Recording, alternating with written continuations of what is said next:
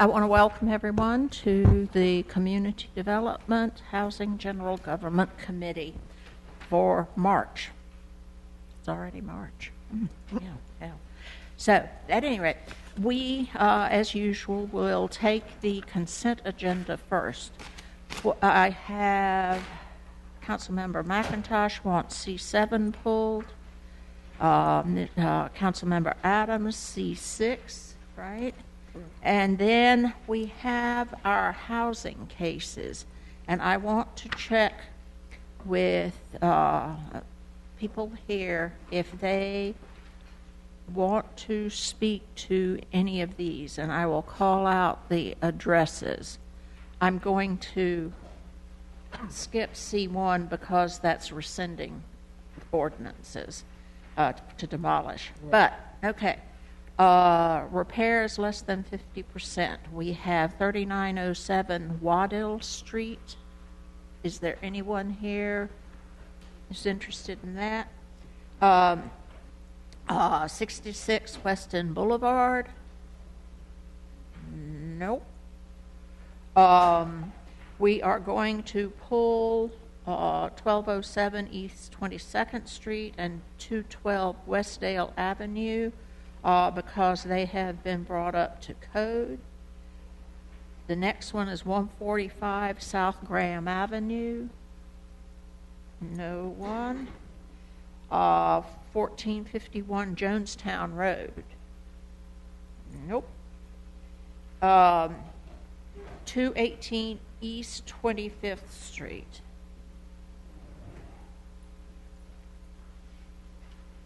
Okay. 3830 Old Greensboro Road. Yes, sir. Okay, we will pull that one and get to you in a minute. Okay. And 704 East Devonshire. Okay. Except then for 3830 Old Greensboro Road, do I have a motion on the rest? Move approval for the balance. Second. All in favor? Aye.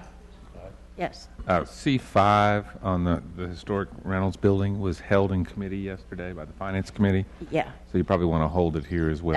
That's right. I have it written down here, but I can't read right now. So, okay. Yes, that, and we'll have some more on the general agenda that we will hold. All righty.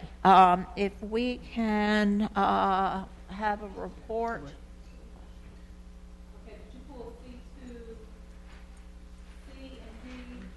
Yes. Mm-hmm. Mm-hmm. Yeah, yeah. Okay, so third, may we have the report? Yeah. That's 4A.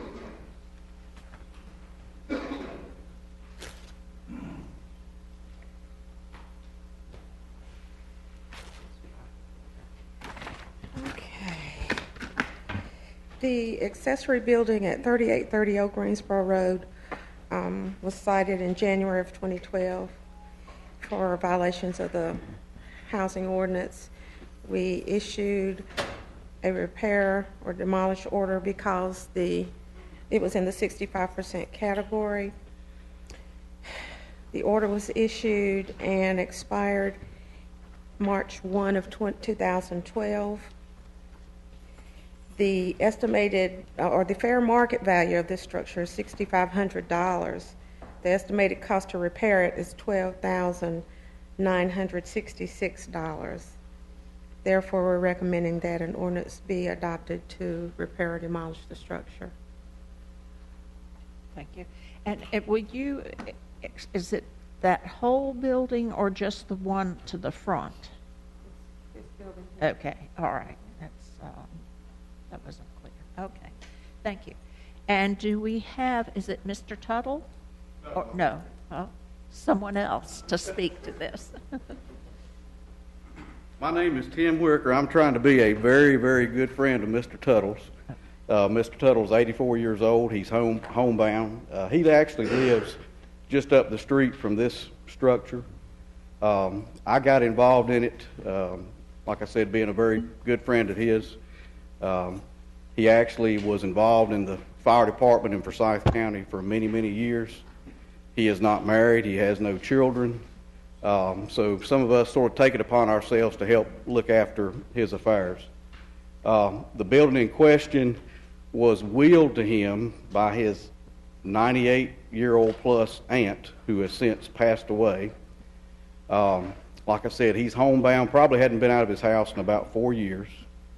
Now, he was telling me that his notification of this building was February 9th. I would assume that maybe other notices came to maybe his address or maybe this address. But I'm really here just to hear what the committee has to say and take the information back to Mr. Tuttle, as he's not able to be here. I've looked at the property myself. I wouldn't take on trying to repair it. If something needs to happen with the property, if he is requesting that he be given some more time to try to figure out how to get the property demolished. He's really not in a financial situation to either repair the property or demolish the property. But he is very interested in being compliant with what has to be done. Thank you. Would you just, I forgot to ask you to give us your address.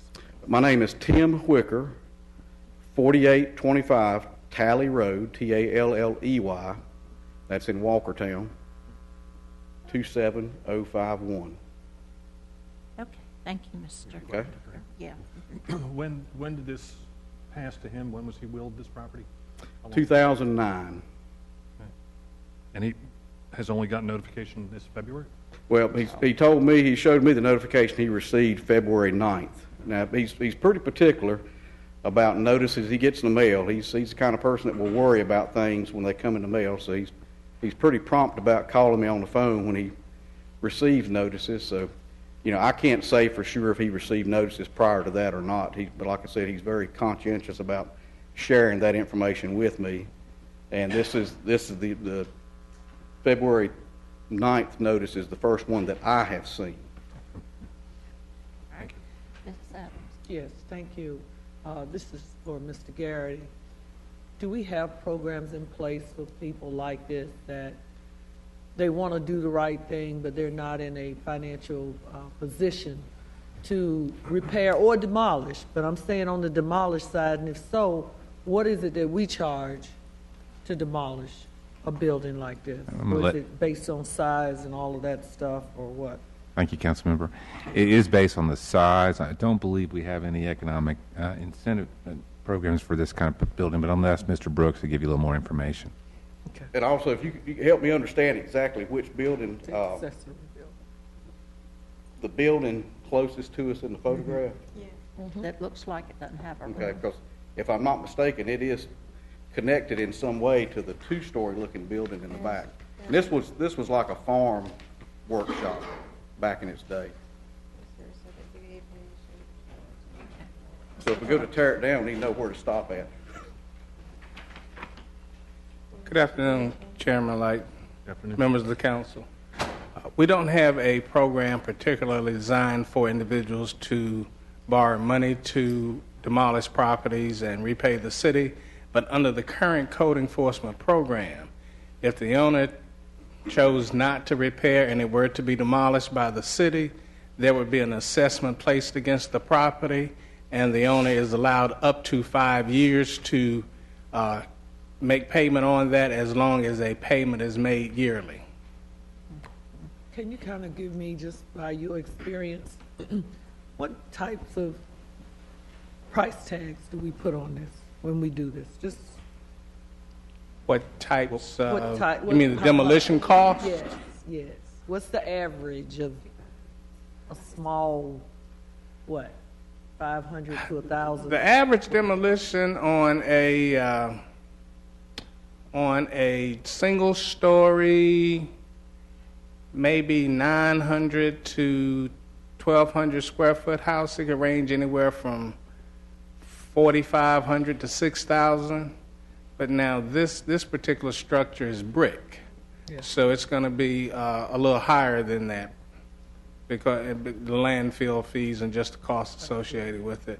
And then, of course, with this, don't know what was what the building was used for, so we have to do our environmental testing. And if it tests positive for any of those things, it would have to be removed, which could also escalate the costs. Okay, thank you, Mr. Brooks. And if Mr. Tuttle is unable to make payments on this, the city would just then simply execute the lien and take the property. That's correct. Yeah, okay, all right. Committee members, yes. In the case of this one where you actually have two, it isn't exactly two separate buildings?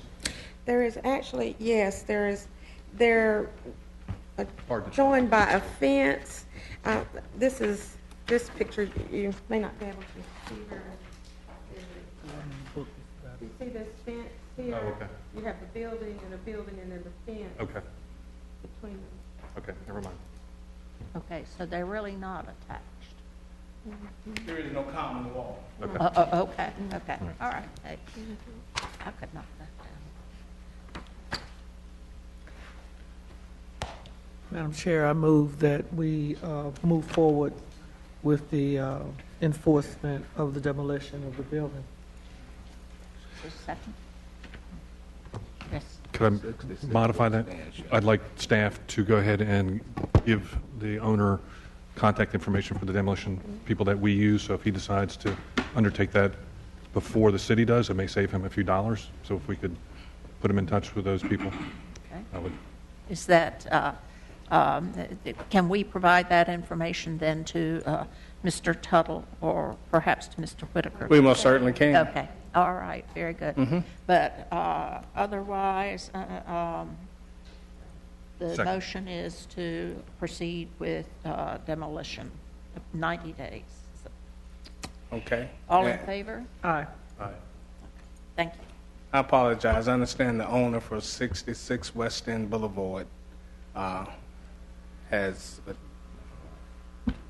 come to the meeting. Okay, let me go back and find that. It's in C. 3. There's 2. The- 2. Right. Okay, there we go. Mr. Giroux, is that right? Okay. If you'd like to give us a report on that, please. We'll just remove that from our previous motion.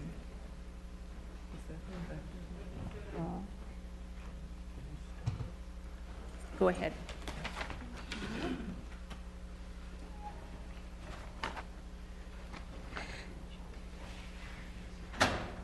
Okay. This property was originally inspected February 21st of 2006.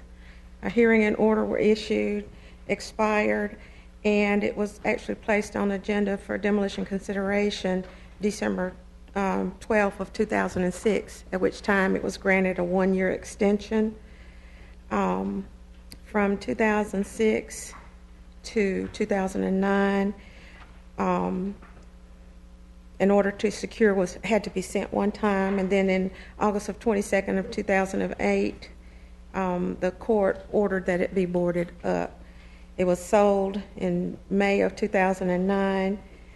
The new owners were sent a notice regarding it being considered for demolition consideration February 20th of 2014. At committee meeting March 18th of 2014, a one-year extension was granted, and as of yesterday, the repairs had not been made. These are pictures from March 11. I have several if you want to see others, but that's just You'll one. go ahead and show them, yeah. You want to see them?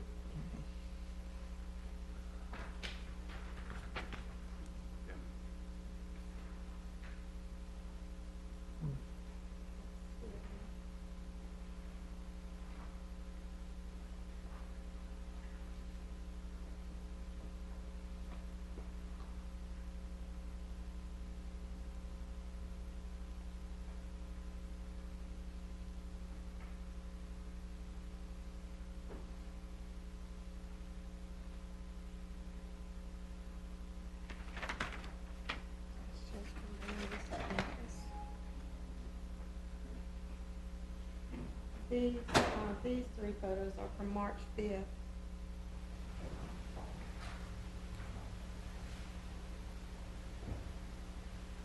These two photos here and here are from March 18th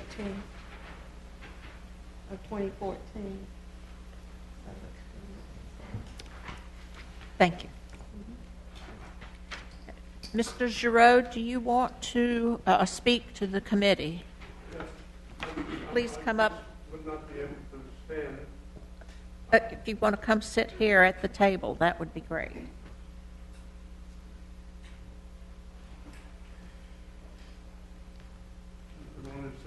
Yes. Please.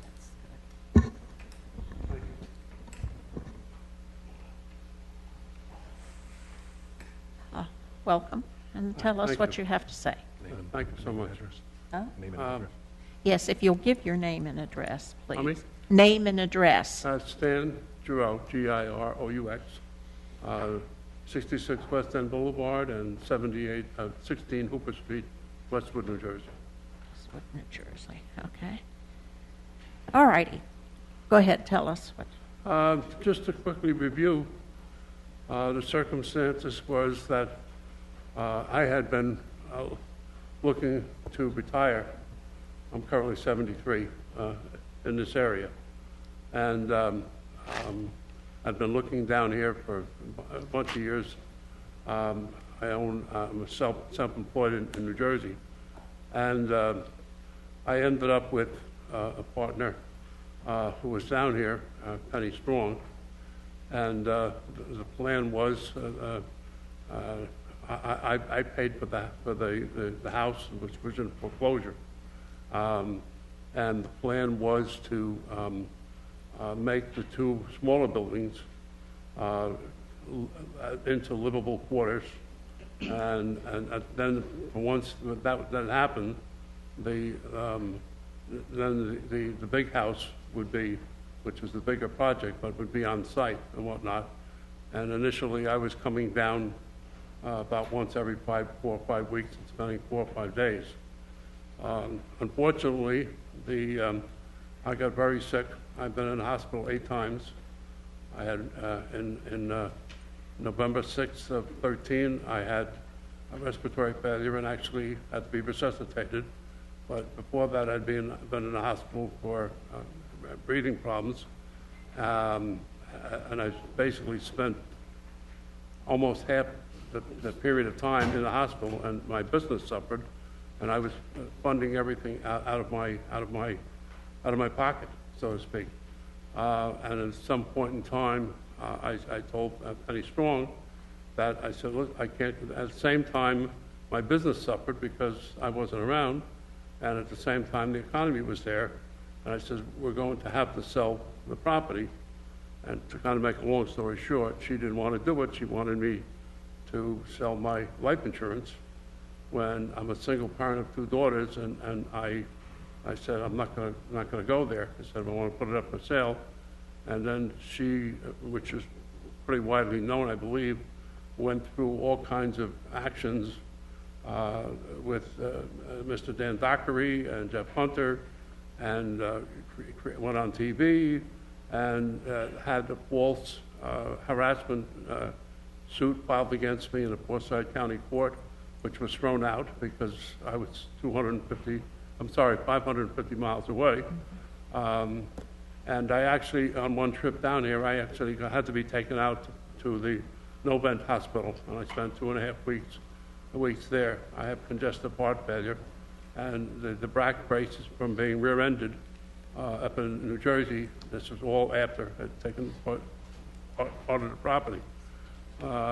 When we were here last, she had agreed. I said, I'm right now. I have to say in public, I am technically bankrupt.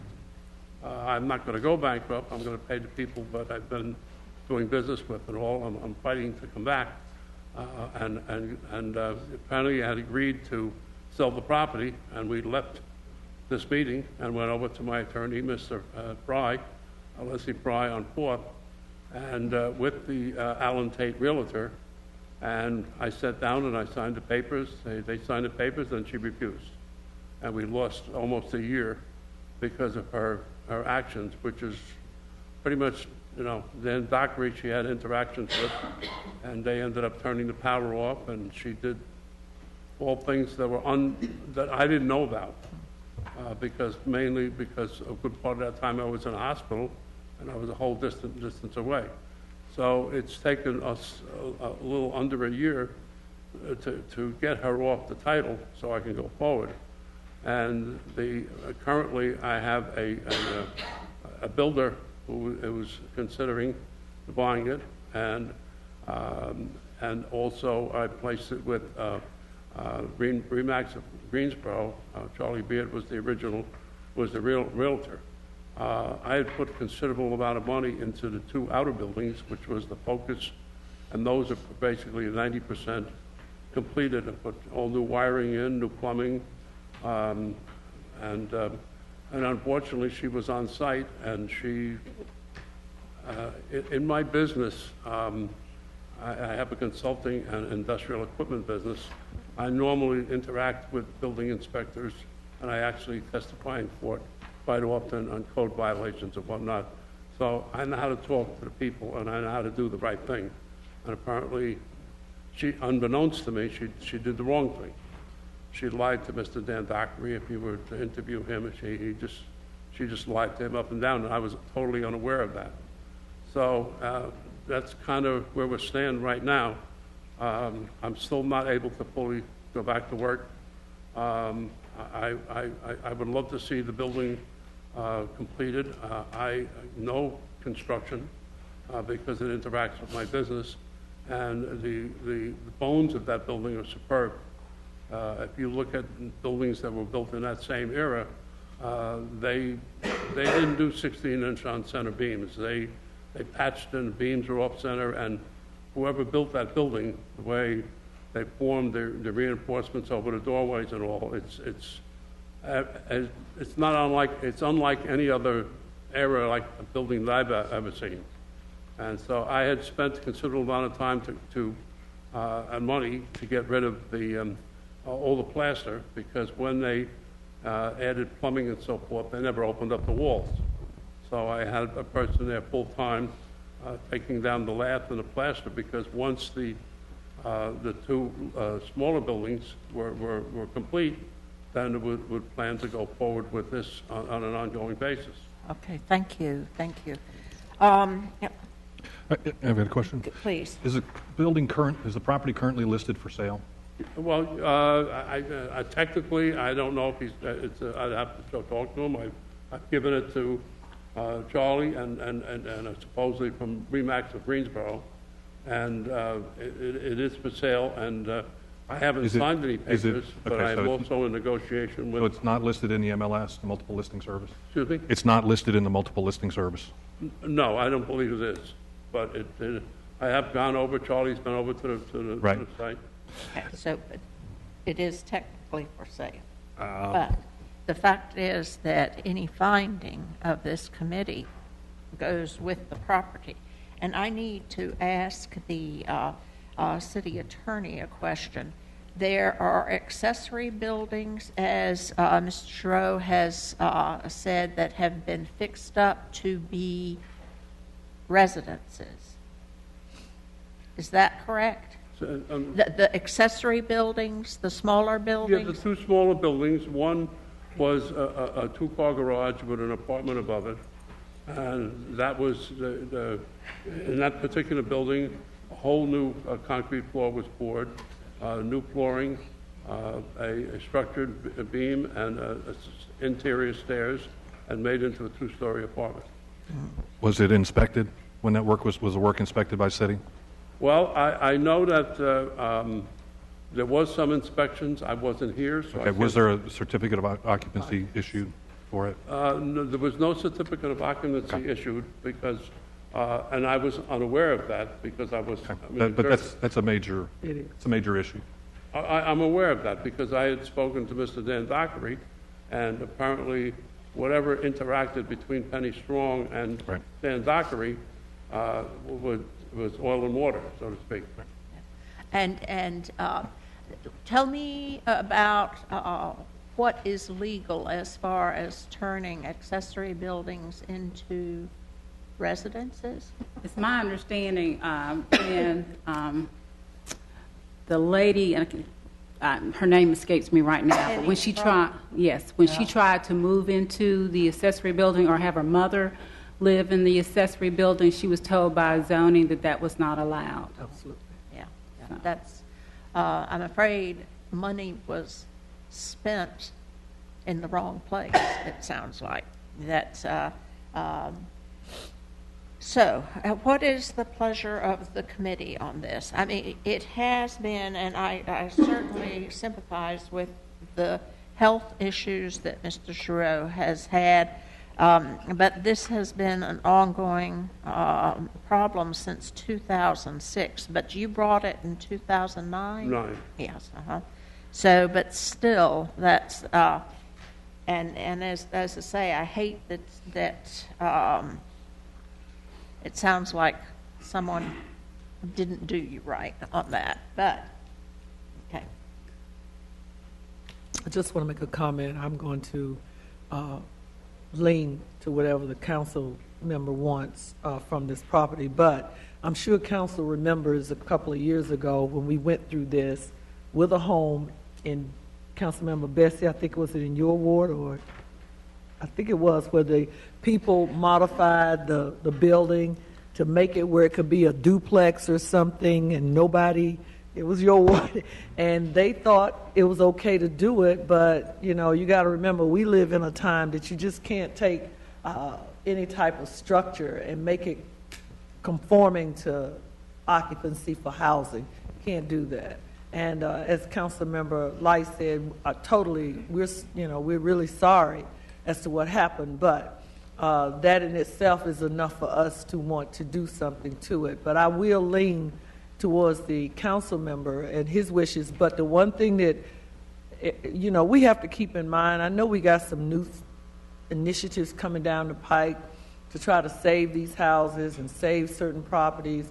But at the end of the day, it's the people that live in those communities that pay their taxes to us to look after their welfare and what's best for their community. So with that being said, I'm going to go with the council. Could I add, to the best of my knowledge, in both buildings, I know we originally had Excel Plumbing, who kind of bailed from the job because he opened up a restaurant over around the corner there.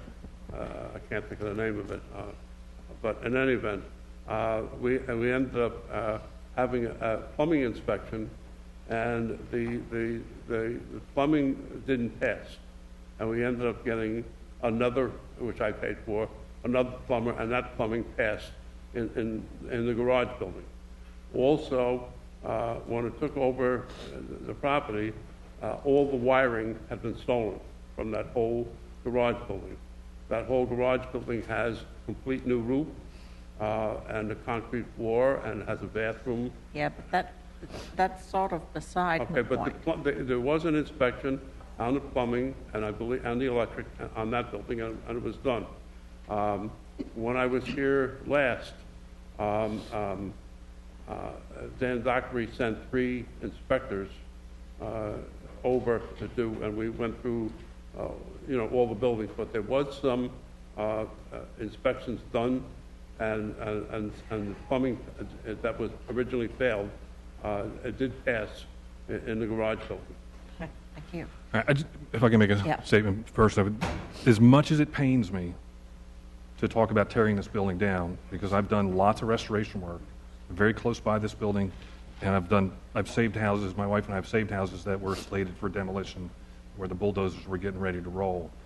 But I just see no indication that this house can be saved without it being sold for very little money. And all indications I've gotten, I've been contacted by multiple realtors because they know that I know the area and know the product, who have spoken with you, and all the indications that we've heard are that you still want $300,000 and some thousand for it. Now, I don't think it's fair for the neighbors and the city to wait until somebody comes along and pays $300,000 plus for that property, because I don't think it's going to happen anytime soon. So there'll be a window. We're going to vote to demolish it. Pardon me? We're going to vote to I'm going to make a motion that we demolish it, and I think it will probably pass. Once that's done, you still have time to sell this building. Okay, but it's only going to sell if a buyer feels the value is there for what you're asking. And my recommendation is to Well, think real hard about what that number needs to be. well, you know,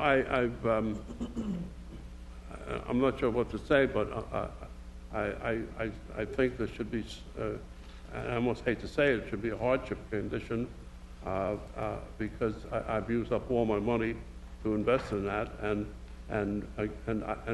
not the council's fault, but lost almost a year because I wanted to go forward, and she refused to sign, and she was on the title, and it took me almost a year for us to get her off the title to be able to move forward on the property, because she was the fly in the ointment, and that's And I know, common knowledge. That's unfortunate. It truly is. Mr. Bessie? Yeah, Mr. Dro, are you indicating that you have clean title for this? What? Are you indicating, Mr. Dro, that you have clean title for this? Yes, yes. So the power is in your hands to make arrangements for this property? You don't have to? Yes. And that's just fairly recent. That's like the last 2 months. That's great I lost the news. better part of a year from when she said she was going to do it, and then an hour later refused. I understand. That's great news, and it seems to us that you genuinely had some bad luck. We're very sorry. The motion that I think Councilmember McIntosh has prepared to put on the table would be one that would order this to be repaired or demolished within 90 days. And it sounds also that there's some market out there that you'll have the power to respond to as now the sole clean owner of Yeah, the property, but that you'd need to be realistic about how much the market will bear. So it seems to me that part of the problem here is there hasn't been a good hard deadline for the specific work that's required by city code to be done on this property. And in the absence of that, that the owners have been utilizing your discretion to concentrate on other issues like the outbuildings and such, and perhaps having a hard city legal deadline of that quarter-year period would help focus the issue for yourself and your legal representatives in the context. So if Councilmember McIntosh makes that motion, I will support it. And one other thing too, Mr. Giroux, even if you were able to sell this property to someone else, the finding that we make here goes along with the property. So a new owner would also be bound by that. If they sell it to a builder who's in the construction, who's prepared to go ahead and do all the construction, has the funding, has the manpower on basically an immediate basis. That would be the best of all worlds. Okay. We'd love that. Huh? We'd love that. I would too, And Yeah. I'm sorry. Sorry, just one other thing. There is a specific list of things that have to be done in order to stay that demolition possibility. It's not a comprehensive list of all desirable, repairs and upfits at the property. But it's the kind of thing that would need to be done to stop the property from being a drag-down eyesore for surrounding neighbors and properties in the meantime. And the staff estimate on the cost to do that targeted list is only a little over $13,000. Pardon me? Only a little more than $13,000, and it's a very specific list. I can't say that I've seen the list. It's been sent to you. It's what? It's been sent to you, sir. And we can be sure that our staff will provide you with a copy in hand, Okay. whatever this committee does today, before you walk out This the is a door. copy? Yeah. So, if we pass the motion, then I expect that it would be a very good idea for you to take that list and the details of the order and confer with your attorney on what, what you need to do to hang up, Right. to stop the So, demolition. hang what up the property. what you're saying is, if I come up with a figure of $13,000, I've been with the list, ballpark. Well, that's something you and your builder Okay. or Okay. the person who That kind of buys money. it. And get that done within the next 90 days? Yeah. Okay? Then that will forestall the Yes, sir, that would take care of the order, because it would be, the draft that's here is a repair or demolish, and the repair that is specified is that list. And our attorneys can correct me if I'm misunderstanding, I'm getting nods. I mean, that page list of the things that need to be addressed in order to satisfy the repair or demolish order, it's all right there. Yeah. Jeff? Okay. Hang on. With that in mind, thank you, Dan. I'm glad you brought that up. I move to have the ordinance be adopted to cause this dwelling to be repaired or demolished and removed within 90 days. Second. All in favor? Aye. Okay. Very good. So, Goes. Yeah, if the council would speak to Dan Dockery and Jeff Hunter and the people I've been interactive with over the phone, I've been forthcoming and upfront with them. I'm sure they will. There's a very specific set of things that you need to do between now and 90 days, and that's repair that list. And if you do that, Dan Dockery's going to be happy. We're going to be happy. The neighbors are going to be happy. Getting that accomplished is what we need to see. that's what it's going to take. But thank you for coming in and speaking to us. Thank you. Well, thank you for your help. Yeah. Okay. We have C6. Item C6, information on proposed spray ground locations.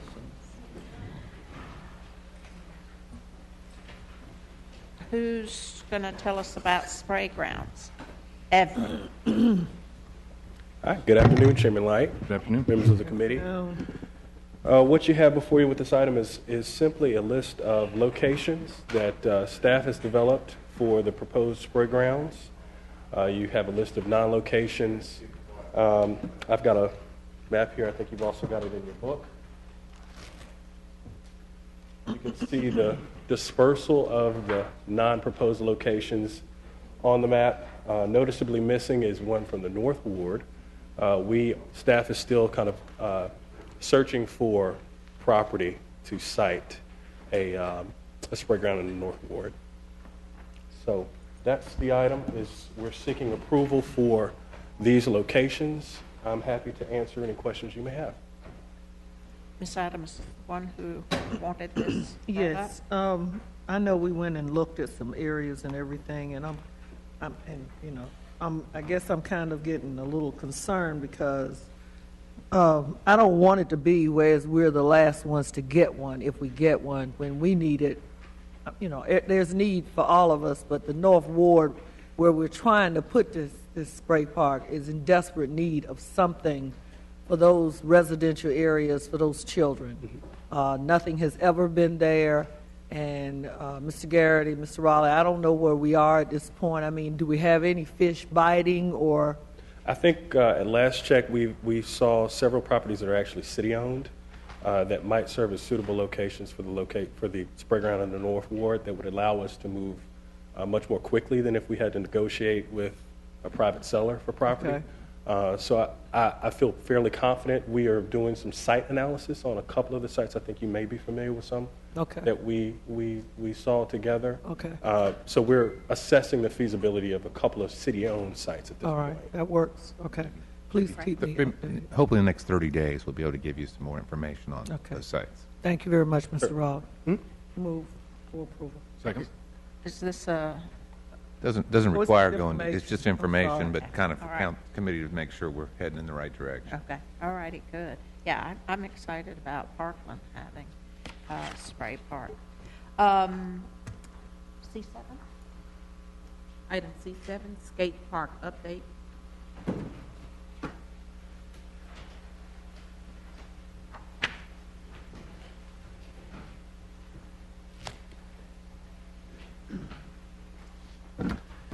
Good afternoon, Chairman Light, members of the City Council. Want to provide a follow-up to the information item that we provided last month. The city has contracted with Crossroads Consulting Services and KO Architects to do a master plan study of the fairgrounds. We kind of asked them to add to that, actually doing a more in-depth look at the fairgrounds property to see if there's a viable location for a skate park. Initially, they came back with a suggestion to put it across the street on Shorefair Drive, adjacent to Oddfellow Cemetery, and after staff considered that location, felt like it was not a viable location.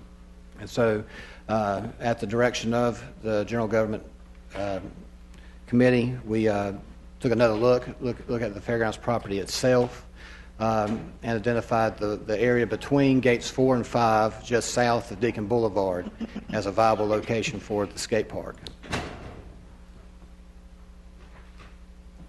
That's just inside the, okay, show it. Yes, ma'am. So we're in the process of talking to the architect about developing a site plan for the park. What we're proposing is to construct it in 2 phases. Excuse me. The first phase really is to get the pad constructed, to get the ramps installed, to do some work on the fencing, really improve the fencing, some landscaping, some temporary restroom facilities, and maybe some shade structures like perhaps a picnic shelter, but really to try to get that park constructed by the beginning of this summer. And then phase 2 would look to construct more permanent facilities like restrooms.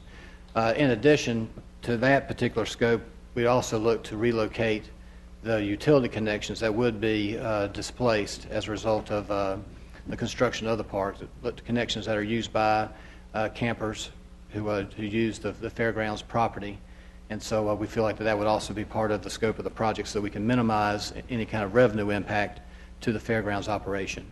So our hope is to bring back to the City Council next month a budget amendment to appropriate funds for phase 1, and then we would look to include in the 15-16 budget funding for the phase 2 part of the project. I'll be happy to answer any questions. Jeff, you wanted this? I did. Pleased that we're moving along. I'm very happy we found a spot on site there. As is my colleague. Yes, thank you. Okay. We have all the paraphernalia from our temporary. We have the ramps. Yes. Okay. And so, all right. Councilman Chairman Light, it's actually a big benefit to the whole fairgrounds. That area, if you're familiar with it, is kind of not the most attractive section of the fairgrounds. So we're really going to be able to spruce that up and make it a much more inviting entrance for both the campground and the skate park. Yeah. Okay. Now I'm finally figuring out where it is. All right. Okay. Madam Chair. Yes. I think also one of the things that we have to look at, you're going to have some visibility going up and down Deacon Boulevard. When there are those football games and tennis tournaments and things, and people's children who are not really, they tired of looking at that, this may be another outlet for parents, one of the parents or an adult or whoever, to take the other children to who want to just play, and they don't necessarily want to watch football and be still. So this may lend itself to, again, being part of that entertainment area over there for families. Very good. Thanks. I gather this is for information only. Okay, very good. Thank you. Now, we'll move on to the general agenda. Item G1, ordinance amending Chapter 74 of the City Code relating to streets and sidewalks. Hi there. Good afternoon, Chairman Light, members of the committee. Good afternoon. You may remember that back in January, recommendations were presented to committee for a new ordinance that would address street performers or buskers in downtown Winston-Salem. In February, an actual draft ordinance was presented, and the committee heard feedback from stakeholders and the community, as well as offering its own comments on the draft ordinance that was presented. Based on the feedback that we received from you last month, you have before you a revised ordinance that I will highlight a couple of areas that address the primary differences between what you saw in February and the current version in front of you. The first area deals with the criminal penalties. There was a belief from some of the members of the committee that perhaps as presented it was a bit too strict. So what you have actually tiers the penalty as opposed to an amount less than $500. It does specify that with the first offense, it's a $50 fine, second offense, $100, third and subsequent violations would be a $150 fine. As with most city ordinances, a violation would remain a Class 3 misdemeanor, but again with the tiered structure of the violations. In February, the draft prohibited amplification.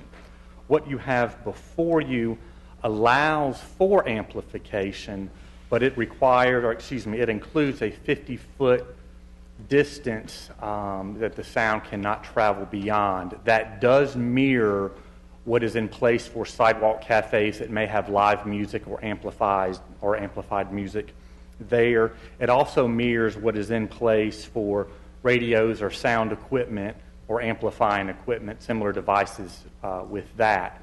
So that does bring what's in line for street performers to match the requirements there. The previous draft also required a minimum 50-foot distance between performers and sidewalk cafe areas. What you have before you includes that provision, but there is an exception that with written permission from the sidewalk cafe permit holder, the performer could be closer than the 50 feet. And of course, the performer would need to have that permission with them at all times should it become an issue.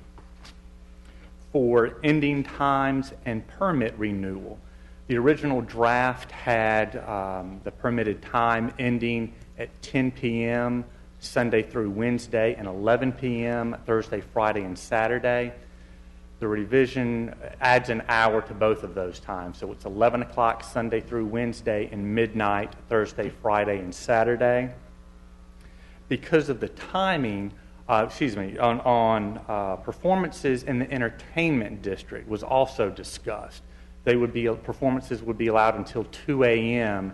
in the entertainment district, and I believe you have included in your information a map that shows Growth Management Area 1, Central Business District, and the Entertainment District.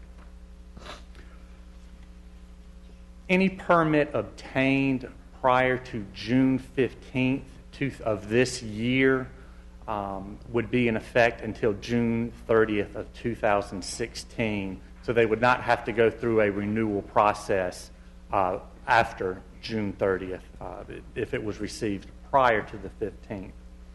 There are also questions about the noise ordinance and the role that that plays in this process.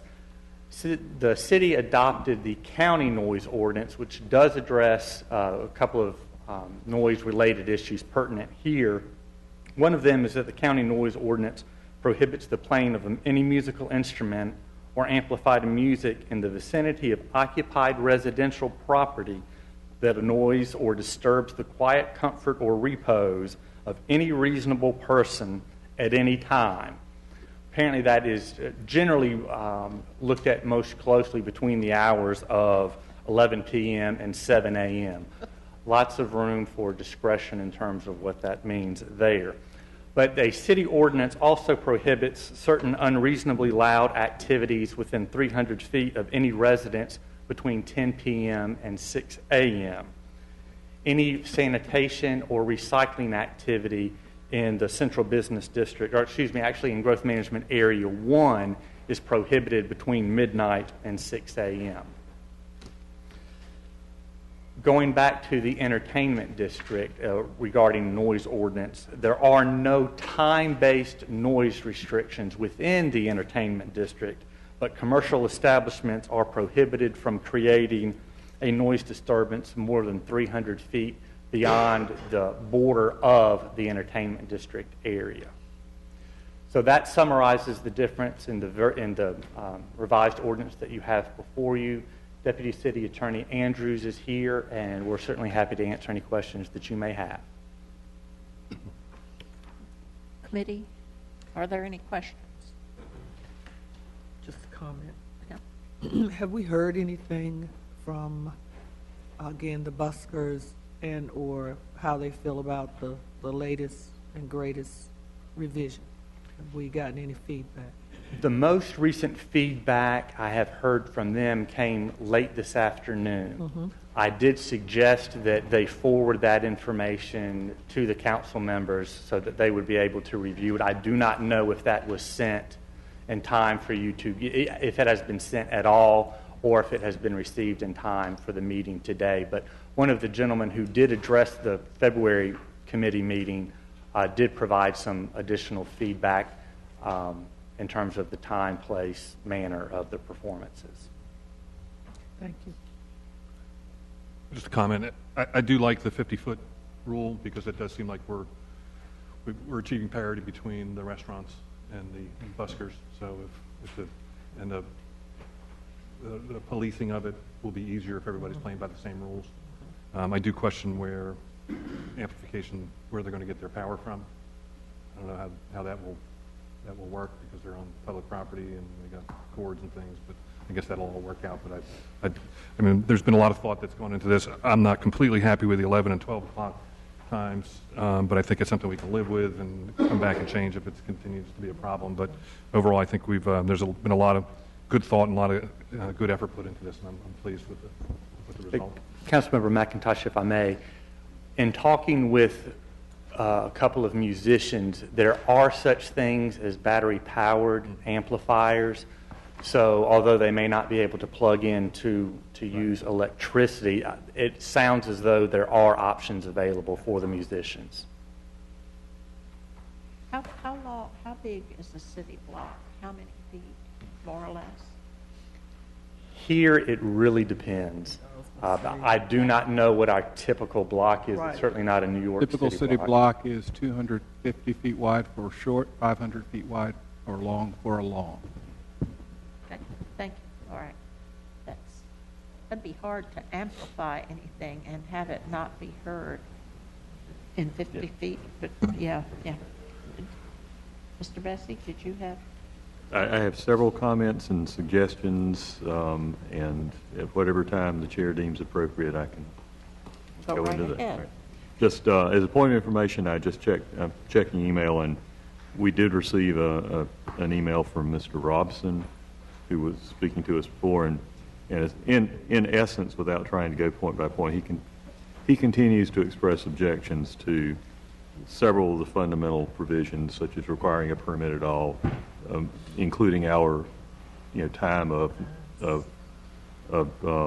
busking restrictions at all, et cetera. So I don't think it would be possible to respond in a meaningful way to Mr. Robson's objections without throwing it out and starting from scratch. Start over, yeah.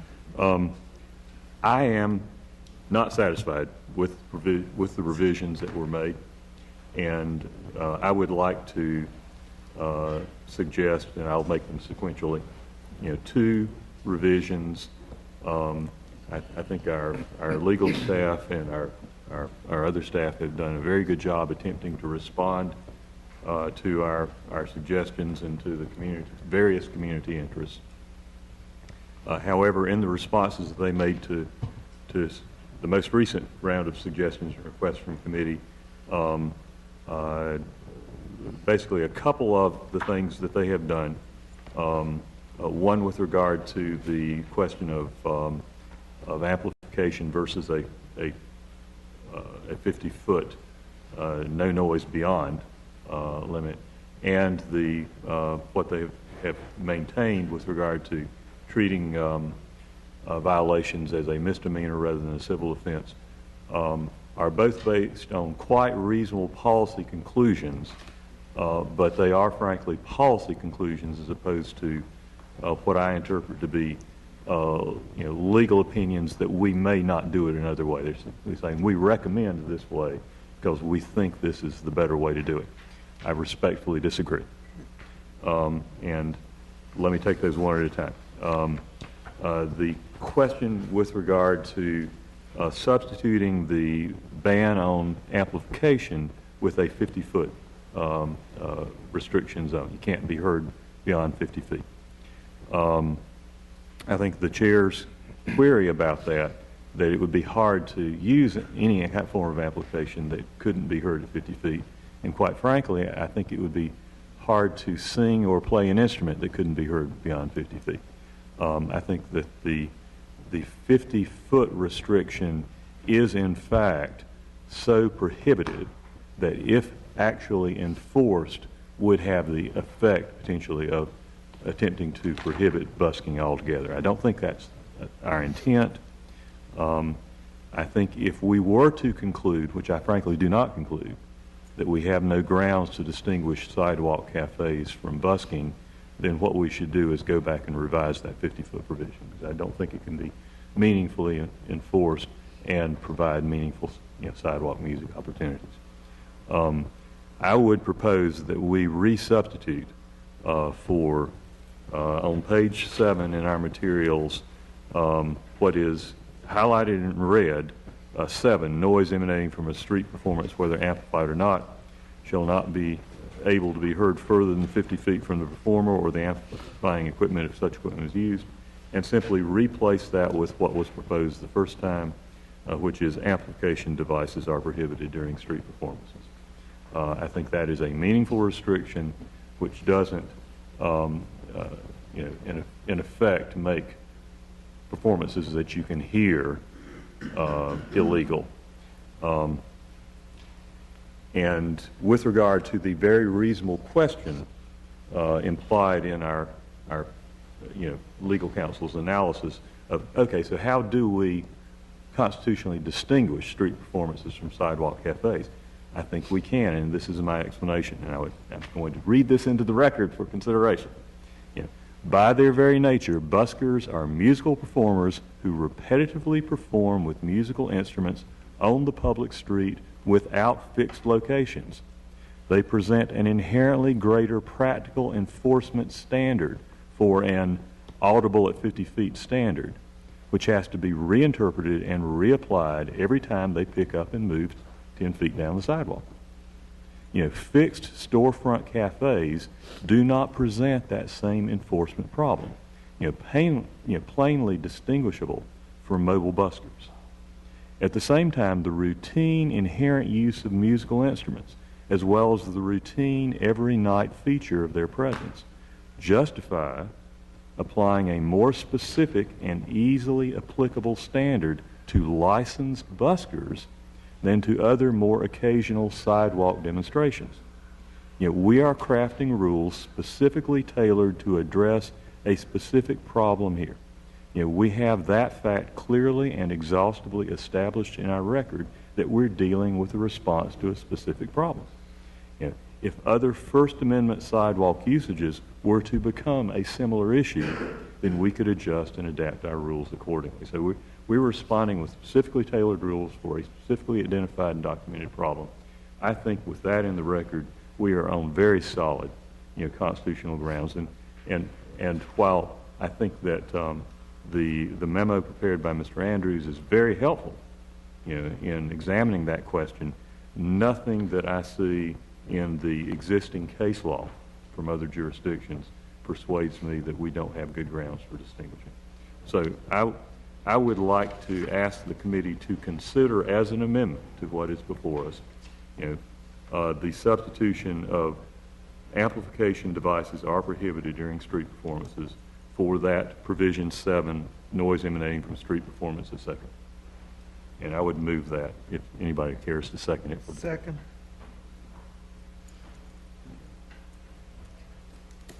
All in favor of the substitution?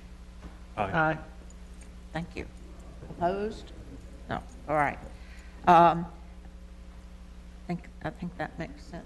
Okay, and you had other. Had one other. This is a little tougher because, candidly, it would be doing something new by, legal department's analysis. The thing that I'm dissatisfied with about the penalty provision, is that it continues to treat violations as a misdemeanor. I really don't want to criminalize problem behavior with busking performances. I would far prefer to treat that as a civil violation. But if we do that, then we would be asking, as a practical matter, since we're talking about late night applications for the most part, we would be asking our police officers to issue civil penalties rather than criminal penalties in this case. As I read Mr. Andrews' memo, it says WSPD officers can legally issue civil penalties. However, such would not be in keeping with the city's current division of duties and responsibilities.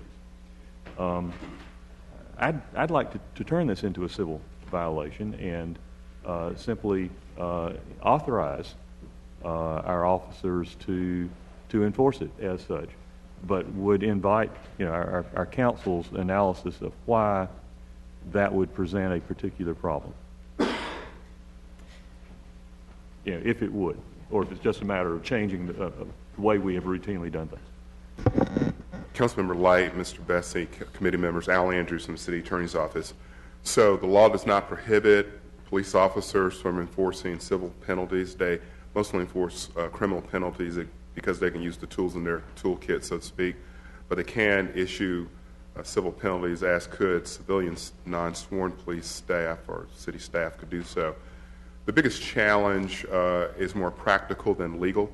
It would be that you would have to train and familiarize all the officers in how they would carry forth that function and the necessary processes administratively that are associated with it. So lawfully it can be done. When you are in the mode of enforcing a civil penalty, some of the traditional law enforcement tools that attend a criminal violation do not attend that. So things like finding out a person's name is not quite as easy in the civil arena than in a criminal arena, where you have greater access and the ability to request that information. So I think it could be done. It would require a little bit of ramp up for us to equip our officers appropriately to take on this additional task. Of course, with any additional task that's given, particularly if it affects one department over another, like in this case police, they would have some resource issues and challenges that management might perhaps like to address with you. That would just be there. They would have to deal with, but it is lawful to do so.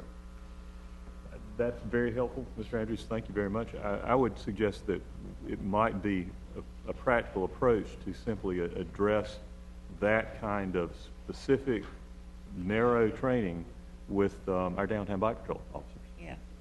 And that we could equip them with the information in reasonably short order as to what they would need to do differently to cite for the civil civil penalty as opposed to the standard criminal offense. Make one brief comment. I guess the only other thing I would mention is, of course, you have, for the most part, for noise ordinance violations, the rest of them are criminal penalties. So you may have someone standing next to a busker committing a noise ordinance violation that's going to be charged essentially with a Class 3 misdemeanor, where a busker is going to be charged with basically a civil violation. That's all. Yeah. Which I think is a very reasonable challenge. The thought that I had at our last meeting that I continue to have is that it's so rare for us to actually enforce the noise ordinance now. I think part of the problem is that it's a criminalized issue. If we were to seek to move to make it a civil fine and train patrol officers generally in the difference, it might actually be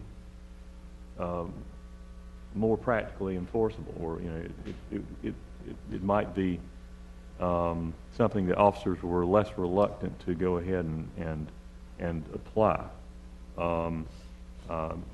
And I would actually encourage review of that.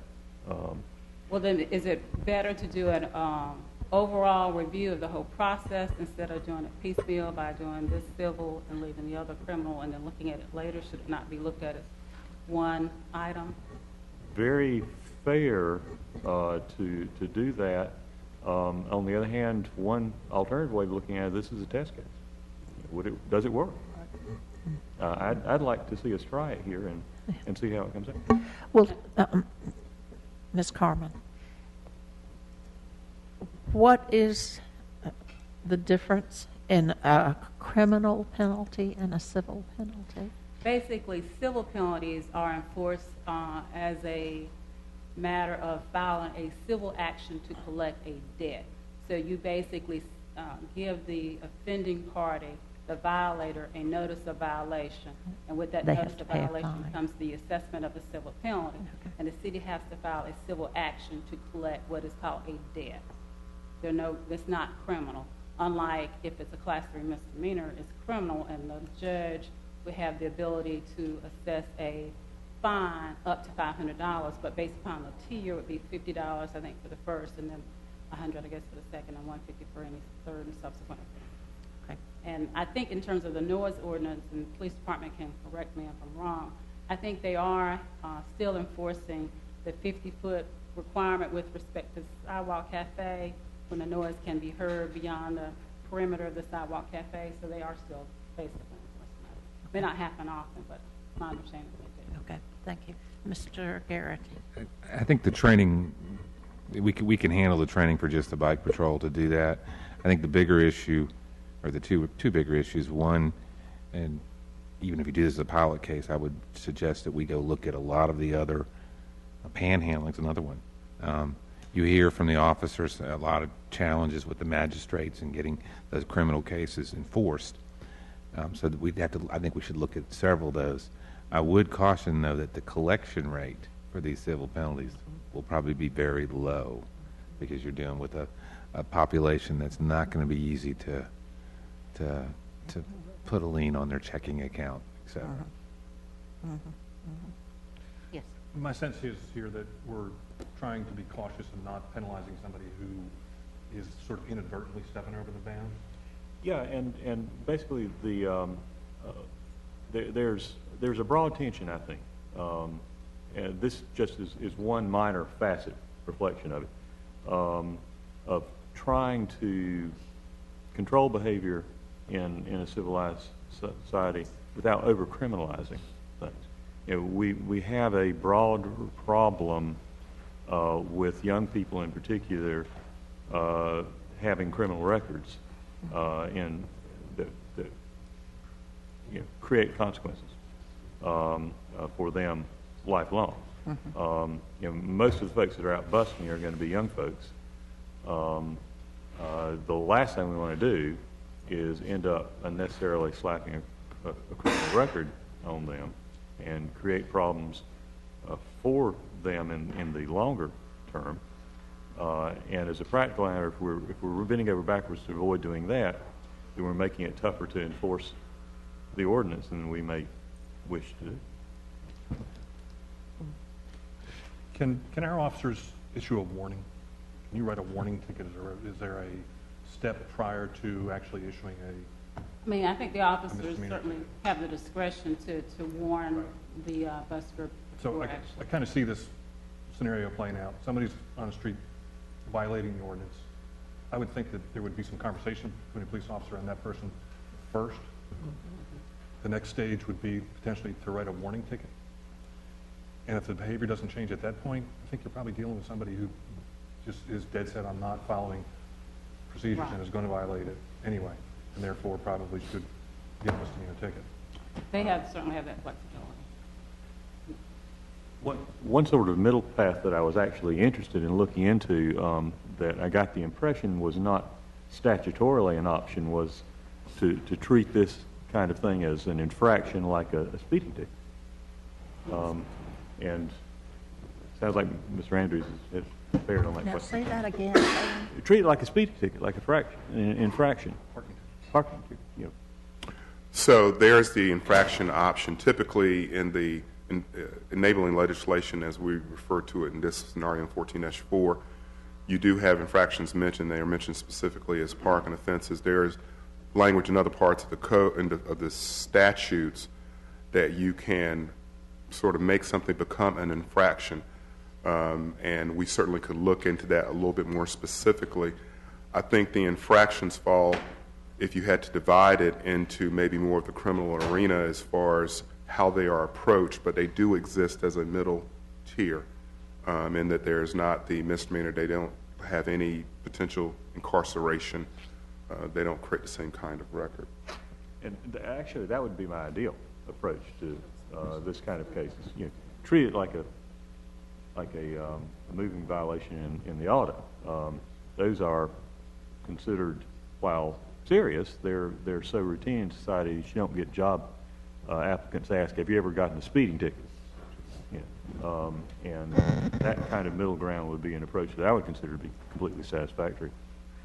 We can look at it some more. I think the initial response we got from the School of Government indicated that that may be reserved for parking tickets. It wasn't clear that we could expand it to this arena, but we can certainly, look at it some more. Then is that the pleasure of the committee to have staff work on this for another month? I was going to say, if you want us to look at the infraction, if it turns out not to be an option, then what's the fallback? So tiered criminal penalty? Is that?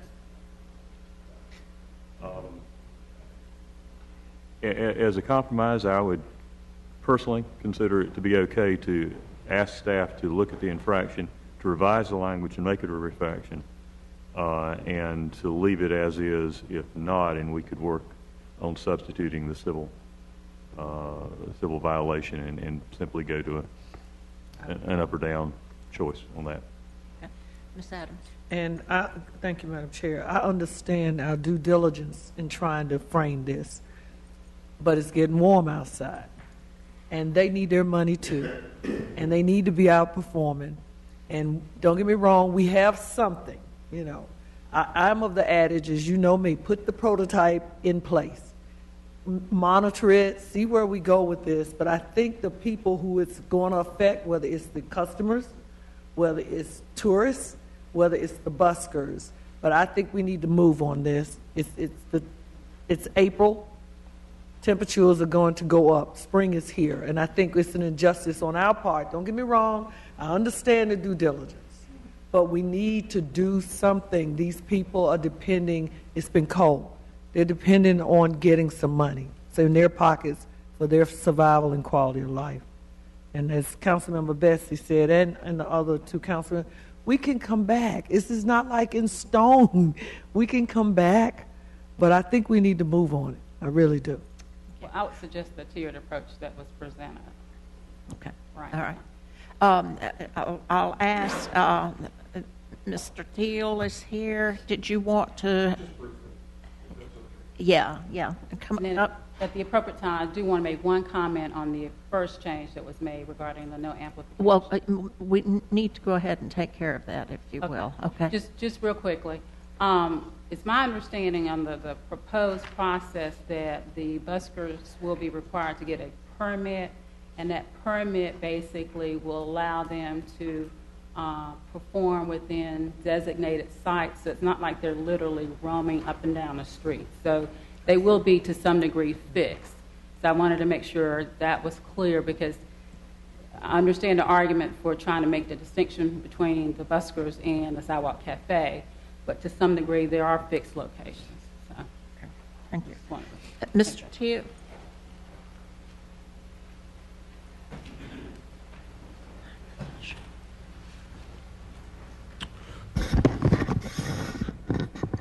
Jason Thiel, and president of the Downtown Winston-Salem Partnership, 305 West 4th Street, Suite 2E, 27101. So, spoken to you and certainly been very vocal on this topic. And just real briefly, I want to bring up a few points.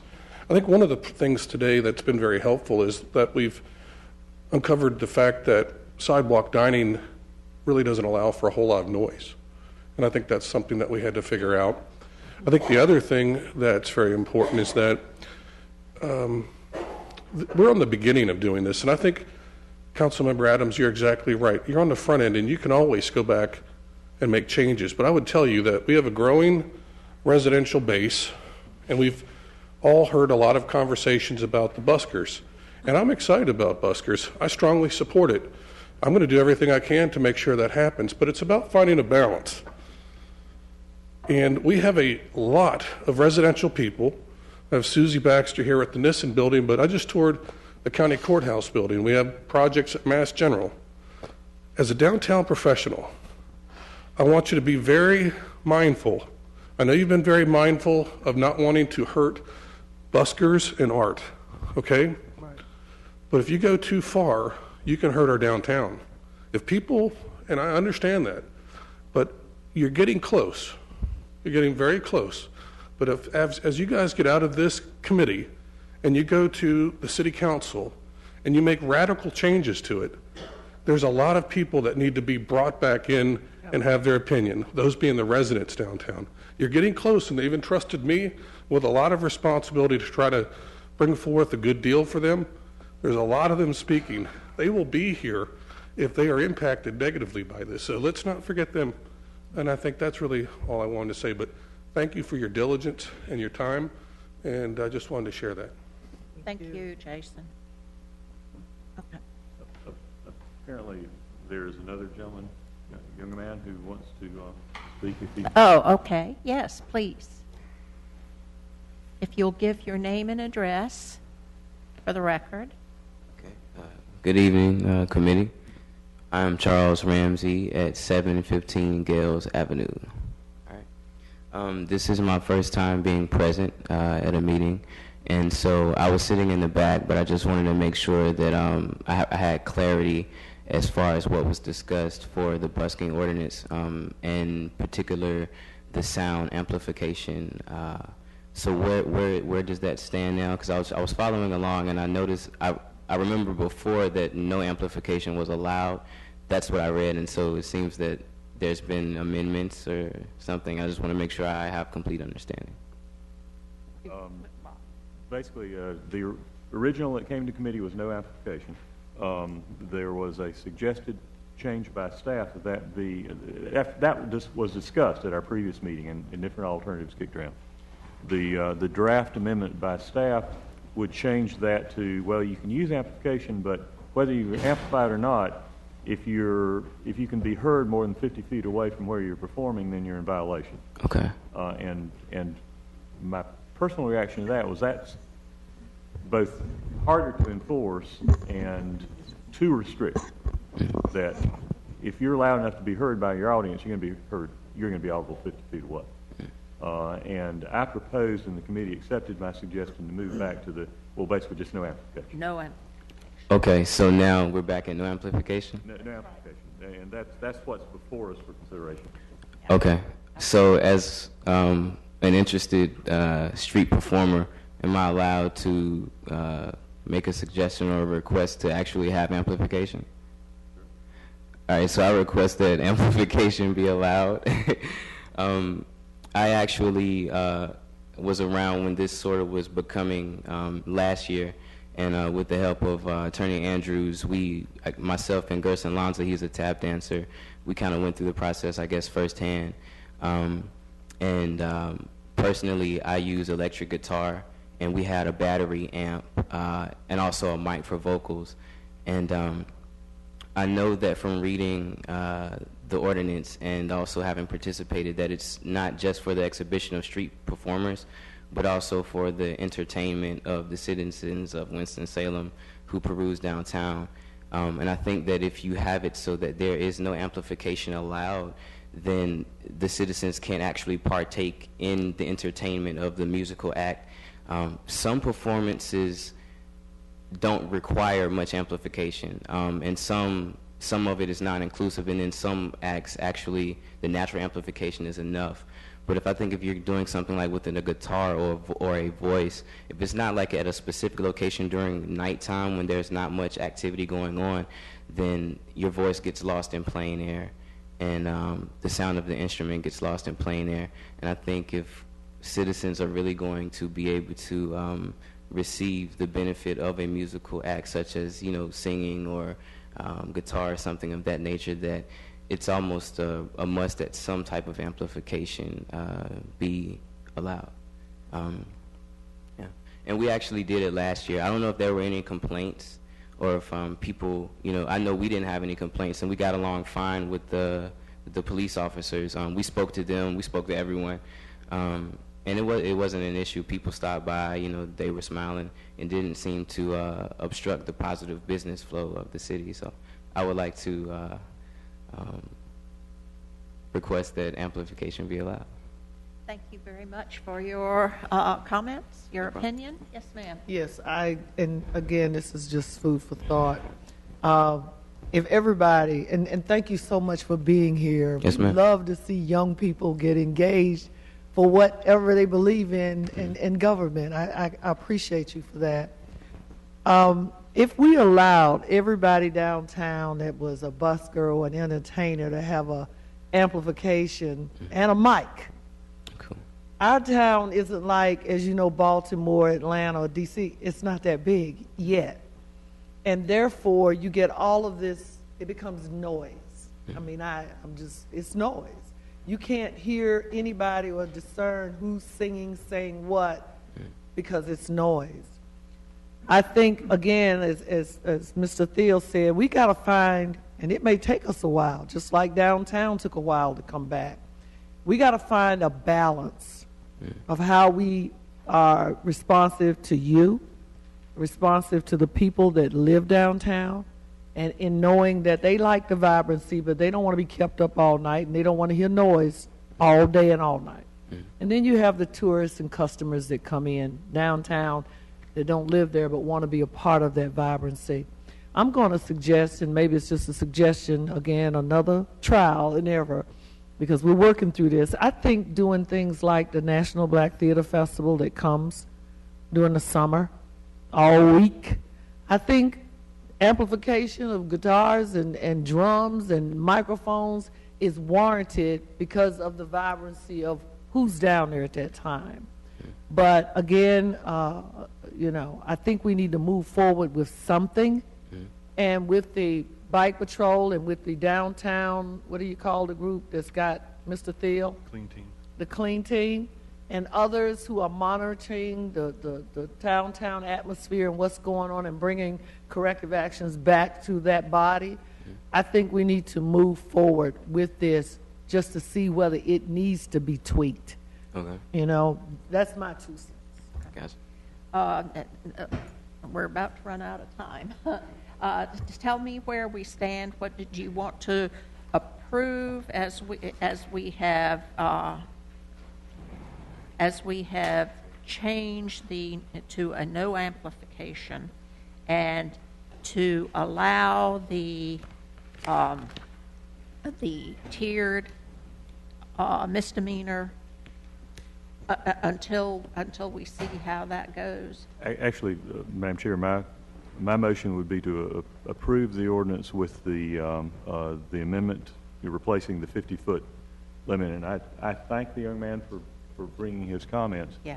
But I think in application on the street, that 50 feet would be so limiting that it would be effectively a ban on amplification. So I would move that we adopt it with that amendment and with the instruction to staff that they review between now and our council meeting in April the alternative of the infraction approach as opposed to the misdemeanor approach, and that we'd be prepared to discuss an amendment at that time that would substitute infraction for misdemeanor. That is the motion. That is the motion. Second. All in favor? Aye. Okay. All right. Very good. Thank you. Sure. You're not getting any further. You're not getting. Dan, we're about to poach on your time, but let me make one comment, one clarification here. G4, G5, and G6 were held in Finance Committee. So I propose that we hold those to come back to us in April. That leaves us G2, G3, and G7. do we want to, Kelly, you want to do a quick public art, or? Well, for public art, we have the same presentation that you heard last month. Right. I'm here to answer questions. I can go through the presentation again. It's up to you. Yeah. Are there any significant changes from what you heard? No changes. No. No questions. Okay, all right. And is this for approval, a vote, or no, it's information? It'll come to full council. For, Okay, all righty, very good. And Work, Kelly. thank you. Good job. What about the, okay, we have on, have the potential permitted use provisions. Are you handling that too? And also the North Central Area Plan. I have the North Central Area Plan. That's good. Would you like to hear that? Can we have 5 minutes of your time? I believe that we can spare 5 minutes. of our Okay, all right. Talk fast. We will probably have a relatively brief meeting in Public Works. Yeah. Okay. Okay, I'll be quick. For the North Central Area Plan update, we've held 4 public meetings between September and December.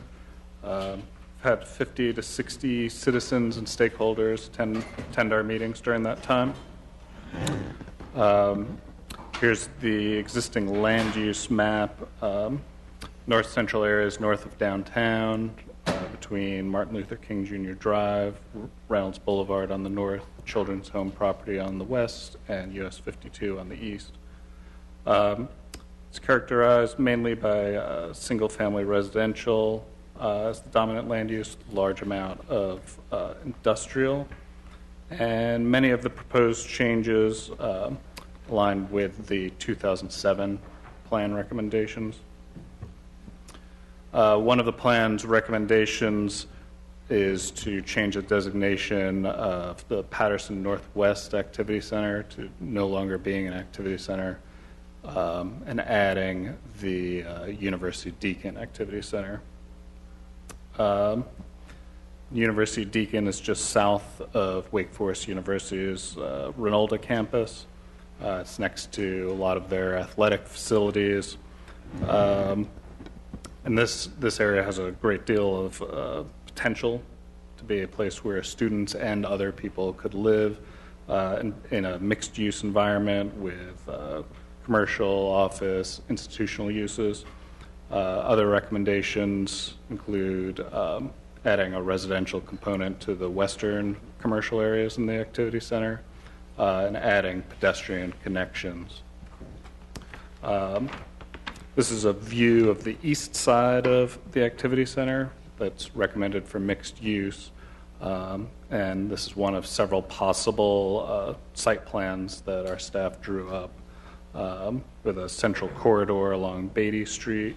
Of course, this is a really flexible area. It could be any number of development opportunities here. This is a recent view of Beatty Street. And this is a rendering of what potential mixed-use development could look like there. A major topic of conversation during the area plan meetings was the area's RUCAs. The Patterson Glen Activity Center is an identified RUCA. Has a number of underutilized and abandoned buildings there.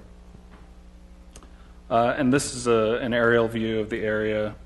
Of course, RUCA funds would require private investment and city council approval. But the plan shows a potential development scenario using Greenway Avenue as central commercial spine that would be pedestrian friendly. Parking would face the surrounding industrial uses. And this is a ground view rendering of that potential redevelopment.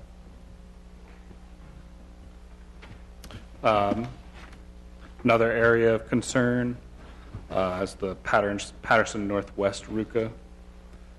Community and Business Development department has been in partnership with the Union CDC to explore redevelopment of this area. It's a former grocery store site, and they're looking at the possibility of bringing a grocery store back to this area. So we again did some renderings of what a potential grocery store could look like here. We used the entire grocery store site as well as the gas station that's in that area currently. That's not being used, and this is what that potential development could look like. There are two main transportation projects in the area: the MLK extension and the Rinalda Road connector. MLK extension would be built before 2025, and the Rinalda Road connector wouldn't be built unless the children's home property was developed as a different type of development. One recommendation in the community facilities section is to replace the MLK Community Center in Kimberly Park. It's a building that's really very well used, but it's older. It's no longer ADA compliant. So we're recommending, should funding come, that building be replaced. Planning Board held a public hearing at their February meeting and recommended adoption of the plan. They added language. I don't know if you've been aware of the Haynes-Lawrence school contaminated site. That's in this area plan. And they wanted to add language about contaminated sites, but since this contamination is usually discovered in a redevelopment process, not an area planning process, the language reflects that for people to use their due diligence when examining a site and to contact NC Diener. I'm happy to answer any questions. Yes, sir. I'll address this more to the city manager. I drive all the time down from there at Glen and also at Patterson and Northwest Boulevard where the old Joe's grocery store was. I can't believe some of those buildings are still standing. Are they not condemnable? Councilman Clark, we have two options. One, we have inspected them annually under the fire code to see if we can condemn them that way. The second way, and Mr. Page can answer this, but with we have a demolition code for commercial property this council passed. It has a 2-year waiting period, as I believe. Yeah. But we are in the process of doing that for that area as well. There is some hope recently, and we've been working with some of the owners and new owners of property that hopefully they'll start some renovations. And I'm hopeful that the funeral home there on Patterson, I know we rezoned that not too long ago. Well, 7-Up built. Yeah, the old 7-Up solid right there. Okay, thank you. Thanks. Good job. Thank you, Kelly. Thanks. Okay. Now I've gotten myself confused. What have we not looked at? Public art, the area plan, okay, the permitted uses. I did check with staff. We're okay holding that, but I know Councilman McIntosh is the one that asked for that item. Yeah. Yeah. It really, a lot of those changes do make sense. So I may have some questions about it. But anything else for the good of the order? We need a motion. No. Oh, okay. All right. Second. Yes. All in favor? Aye. Very good. Thank you, ma'am. What about